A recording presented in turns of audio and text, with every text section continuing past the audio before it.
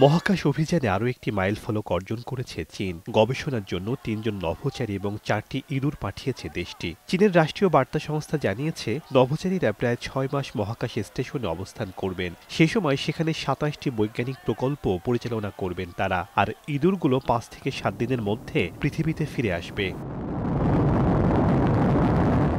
উত্তর পশ্চিম চীনে জিওয়ান satellite launch centre থেকে উৎক্ষেপণ হওয়ার মাত্র ৩ ঘন্টা ৩০ মিনিটের মধ্যে তিয়ানগং স্পেস স্টেশনের সঙ্গে সংযুক্ত হয় শেনঝু 21 মহাকাশ যানটি।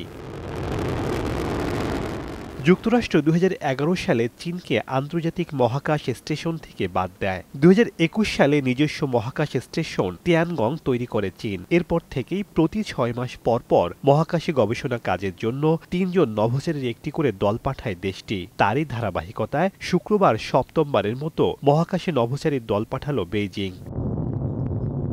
আগামী বছর পাকিস্তান থেকে প্রথম বিদেশি নভোচারীকে তিয়ানগং স্টেশনে পাঠানোর পরিকল্পনাও রয়েছে বেইজিংয়ের। ২০৩০-এর দশকে চীন ও যুক্তরাষ্ট্রের মধ্যে মহাকাশ নিয়ে অনেক প্রতিযোগিতামূলক ঘটনা ঘটতে পারে বলে মনে করেন বিশ্লেষকরা। শেখ সাদি মারজান, সময় সংবাদ।